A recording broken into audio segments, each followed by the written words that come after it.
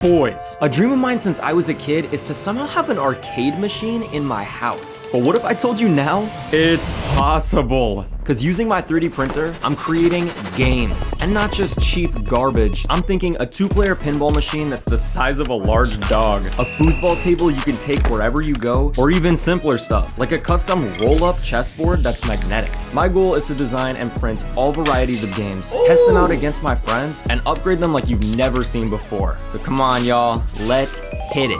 You guys ever play foosball? Well, this thing is huge. Let me show you how I built this.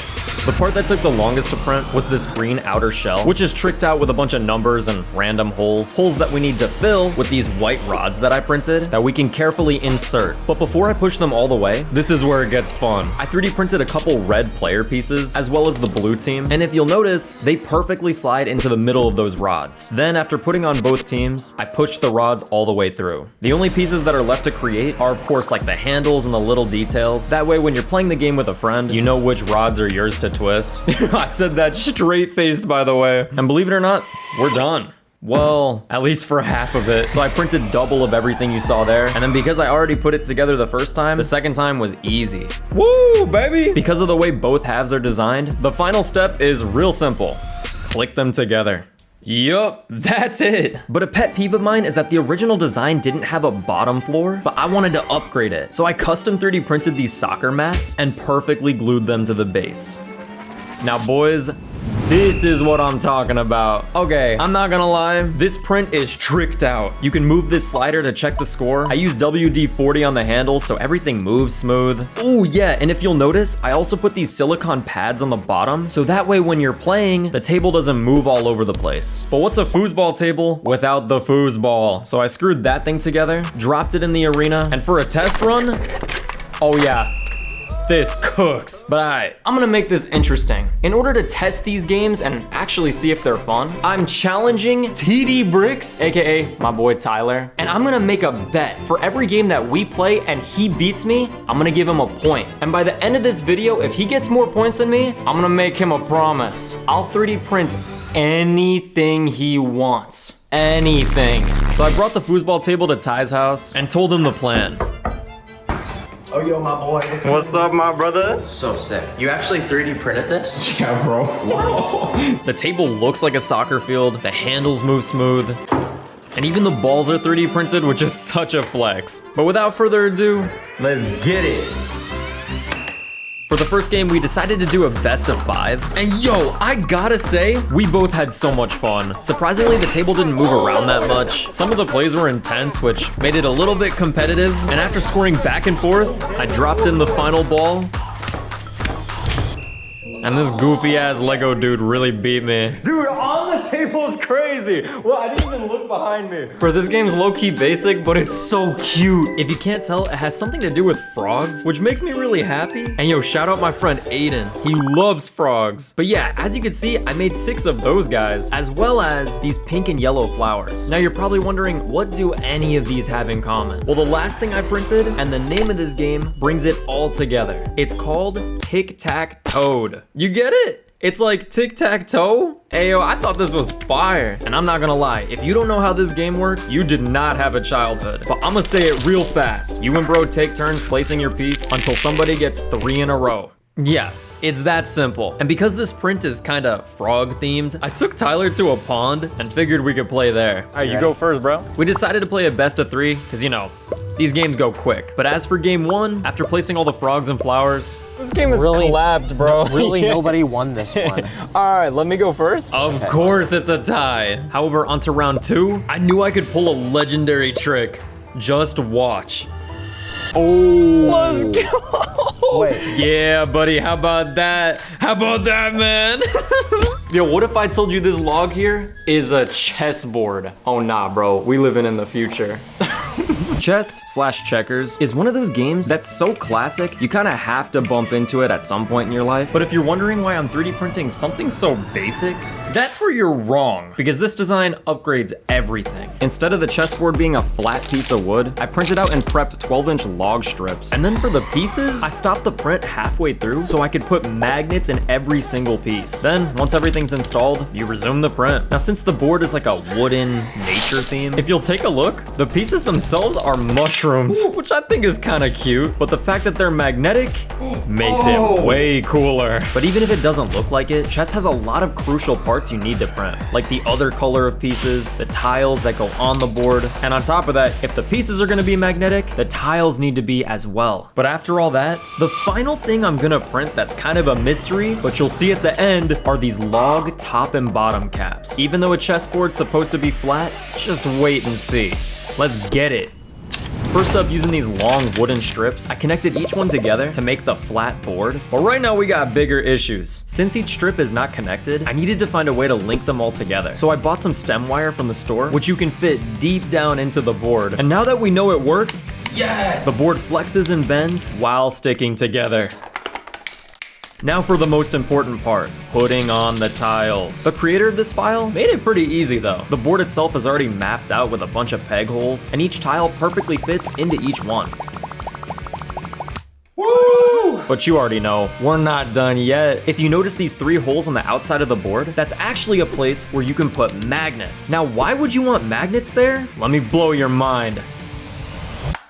Oh, that's sick. The chessboard snaps together, creating that perfect log shape. And if you remember those log caps from earlier, each one screws onto the top and bottom. And bro, let me tell you, that looks insanely real.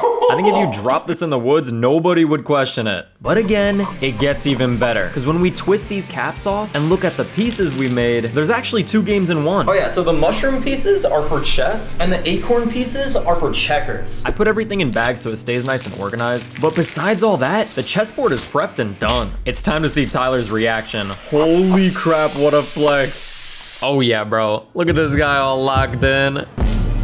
Oh, you brought wood? Yeah, like just a log.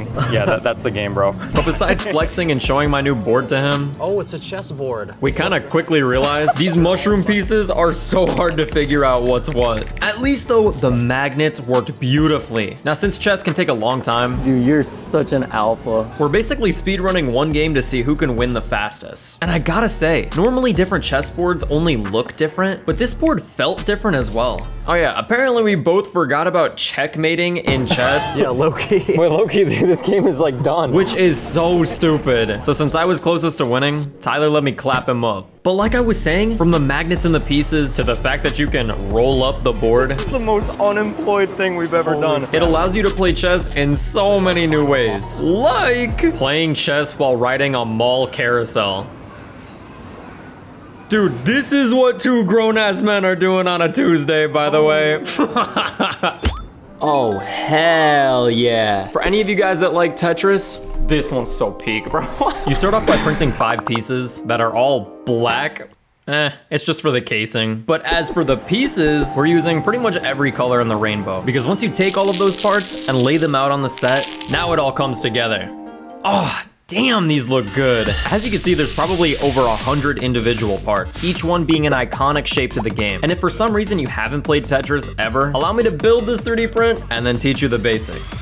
Step 1, push everything aside. Step 2, assemble this holder thing. Step 3, assemble the custom logo with each major color of the game. Wait, hold on. Step 4, attach that, come on. Step 5, put together the case. And step 6, bro, I almost said step sis. Literally, have fun. But here are the rules. Take all these pieces that are made up of different sizes and colors and see if you can stack up layers inside this box to make a cube. But since this game isn't 2-player, here's the plan. I'm gonna try to make this Tetris cube and see how long it takes me first. Then I'm gonna give it to Tyler and see if he beats my time. So I brought out the clock and let's hit it. I'm not gonna lie to y'all boys, this game looks intimidating. Even real Tetris is made to be stressful, but having all the pieces laid out in front of you puts it in perspective. Nonetheless though, I kept grinding and got layer after layer after layer, sometimes getting stumped a bit. Yo, I deadass don't have any more of those like square pieces. But after pushing through and mentally struggling for over 10 minutes, Yeah, I don't think I'm gonna finish this. Almost completed it. The time I took to finish was like 16 minutes, but this leaves me kind of curious. If I couldn't figure this game out, do you think my boy can? I'm gonna be honest, my boy here may not be the sharpest tool in the shed. I'm just kidding, by the way. This is so funny. So let's start that timer and either A, get this over with, or B, somehow get absolutely blown back. The first couple minutes he laid the foundation, which like actually looked solid. But after about the 6-minute mark, I looked at the pieces and I was shocked. Ain't no way. Let's go. That's ridiculous. Yeah, we might have just witnessed greatness. Dude, you actually beat me so bad. Here, this is for you. Yeah, I'm not gonna lie, I'll take that any day. Oh, hey, don't ruin it. No. Yeah, you can keep it. Yo, if you've ever been to school and they have like a field day, this is an OG game. Now you might not know the name of it, but it's called Cornhole, and you need a couple of things, like bean bags, which I'm not gonna lie, this is so cool. This design is made by ForgeCore, and he made it so that when you print the bags out, they flex around just like real bean bags. But it gets even better. Besides bags, we also need to make the Cornhole board, which comes in 5 printed pieces, a rubber band, and a spring. Now, if you don't know what this game is or how it works, don't worry, I'll get to that right after we finish building. Trust me, it'll be worth the wait. To start, we take the bottom side of the board, flip these built-in legs up, and now when you place it back down, it can stand on its own. Then, if you'll notice this gap here, we can take a red trigger piece, grab a spring, and put it in this designated hole, and slot that in as well. Then to complete this mysterious mechanism, we got this part that inserts along this chamber. And now to cover everything up, we take the top part of the board and click that into place. Oh yeah, for some reason this board comes with a firing sight? What does that mean? And lastly, we flip it upside down, take a rubber band, and basically stretch it to make a triangle. Boom, baby! I'm not gonna lie, gosh, this looks so sexy. And now since everything's built, let me show y'all how to play. See this big hole in the back? Yeah, that's the cornhole, at least I think it is. And once you pick either red or blue team, you take turns against another person and throw your beanbag, trying to get more of your color in the hole and on the board, and the other person's bags not on the board. But just like all of the games in this video, I didn't 3D print something simple, because this game has a built-in launcher for the beanbags. So if you do manage to get one in the hole, flip up the sights and press the trigger to fire the beanbag. It may not shoot that far, but low-key, that's so sick. Oh, I have an idea. I'm not gonna tell Tyler so I can run up and shoot on him. I'm gonna slime my boy out, bruh. So we went outside because that's usually where you play cornhole, and immediately Tyler knew what it was. Yo, that's fire. But the most impressive part to him was definitely the bags. We're gonna keep this real simple. I'll throw a bag, he throws a bag. Whoever gets more in the hole wins. I was curious to see how everything would feel, just because it is 3D printed. But honestly, I thought it made it even more fun than normal. We even did trick shots, yo. However, I swear I'm not rigging this. But after throwing all of our bags, it all came down to Tyler to see if he could win it all. Oh! Wait, you actually got a hole in one! Bro, what kind of luck is this? And since he got one in the hole, let me try and shoot it at him. Oh, wait, what? Yes! Yeah, if any of you boys are into hockey, oh, this is gonna be insane. Since this is the final print in the video, I had to go all out. I used the most amount of plastic, it took the most amount of time to print, and the design itself I had to pay for. But the reason all of this is gonna be worth it is because once it's fully built and put together, it recreates one of my favorite games of all time, pinball. But not just regular pinball, because it supports 2 players and lets you battle somebody. Let's end these games with a bang. Like all of these massive prints, the first step is just assembling the base and putting 2 identical sides together in order to make it a big playing field. And if you can't tell already, oh yeah, this is one of the biggest prints I've ever made. Next up is where it gets a little complicated though, because since it's pinball, we have to assemble the machines and buttons to even make it work. So I click the paddles, I think that's what you call it, into place, and set up all the gears and triggers below. The directions say to use a rubber band that you kind of ball together to make sure that there's tension. But ooh, this step is cool. I used white and blue filament to make a net that you fold like paper into the shape of a real net. We can go ahead and click that into place too. However, now all that's left is to build the exact same mechanism with the rubber band on the other side, place down the other goal, and finally, you'll see once we start playing, but I made these yellow and blue hockey guys that you can place into any of the peg holes you want, so that way the pinballs have something to interact with. But yeah, This game smashes it out the park. From the simple hockey players that rotate around to the goals and pinball paddles, the last thing we need is one of these metal balls, you know, a pinball, and the setup is complete. Now, as for rules, I'll teach you those while we start playing. But don't worry, this is the last game in the whole video, so I made sure that it was gonna be intense. Here's the setup for the game. First, we gotta remove all the hockey players because we have to take turns placing each one, using them like future protectors that the pinballs will bounce off of. However, now that both teams are ready, here's how you win. The first person to score 5 goals gets the last point in the challenge, which will either A, lead to a tie, or B, Tyler gets to print something crazy. All right, bro, you ready? Yeah, let's go. Let's go. I've loved pinball since I was a little kid, so this game was awesome. But I kid you not, it worked just like the machines at Chuck E. Cheese or something. But there's a rule I forgot to mention. All right, so now that I scored, you gotta remove one of your guys. Okay. This way you can see who's winning, and it makes the game far more interesting. It's time to see who's better at pinball, who's gonna clap who. Honestly, just watch.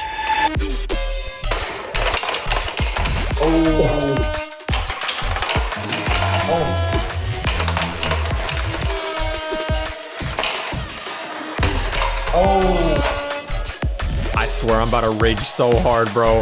Please. Oh, no. Yeah, that's it. The game is over. Look at this freaky ass dude, bro. Well, I have to face the consequences of my sins. But wait, genuine question. Alright, bro. What do you want me to print? Oh, I know what I want. You know, I kind of have a feeling I know what it is. Yep. Who would have guessed? Yo, Ty. Yo, these are so tough. Yo. Are you happy, bro? Yeah.